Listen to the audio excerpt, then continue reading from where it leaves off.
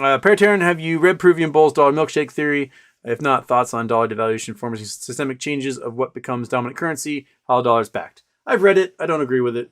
I think for the most part, the government and the Fed have doing a pretty darn good job of ensuring that the dollar maintains. The BRICS countries, the countries that are trying to make an alternative, are Russia, China, Iran, North Korea, Saudi Arabia, India.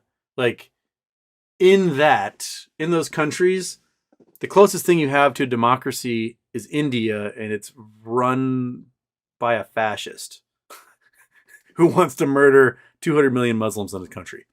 Modi is not a friend of democracy. He is a fascist. The RSS, the Saying, all those guys are idolize Hitler.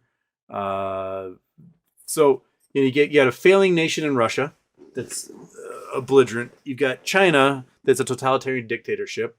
You've got Iran and Saudi Arabia, which are theocratic dictatorships. And you've got North Korea, which is also a totalitarian dictatorship. So you're not going to get much out of those groups. China is fairly insular. And while I think they would like to have the yuan as a global currency, their current system is very insular. It doesn't really spread it around. What they do spread around is US dollars. So they'll go to Congo and build roads, and they'll lend US dollars to do it. So the Congo has to pay them back in US dollars. Russia's their oil is trading at 40% below market value on the black market, and it's probably going to go even lower because there's about to be sanctions disallowing any European, North American vessels from transporting that oil, which has been happening. Even if it's flagged another nation like Nigeria or Panama or something, if that vessel has ties to an American company, it's not going to be able to move that oil. And there's going to be an argument over, should we create a currency for these BRICS countries, or should we adopt the currency of one of these countries that already exist? And there's going to be matters of pride and fighting over this. And you've got a whole bunch of, greedy autocrats who are all going to want their face on this stuff, and they're never going to be able to agree on anything. And so then what's going to happen? China's going to throw their weight around and piss everyone off. And I don't know. I just don't see. I don't see another currency coming up. And then dollar milkshake, the Peruvian bull is really like big on Bitcoin, and Bitcoin's going to collapse. It just is. I mean, Binance is about to go under. A whole bunch of those guys are going to go to jail. Once the bubble of Tether pops and no one can get their cash back from Bitcoin, they're going to be selling it for chump change compared to what they paid for it the past few years.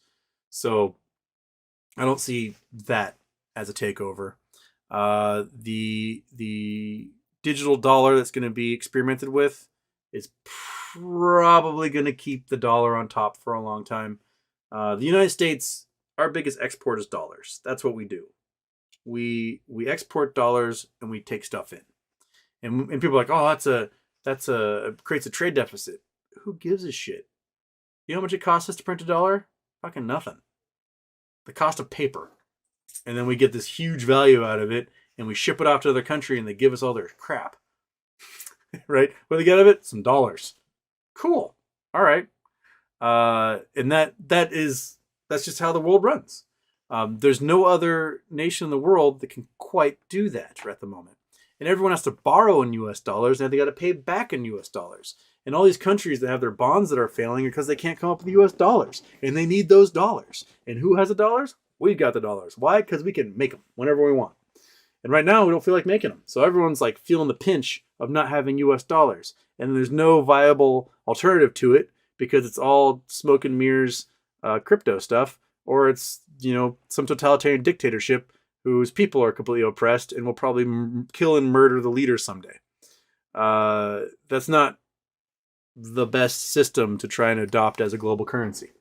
So no, I don't quite buy into his theory.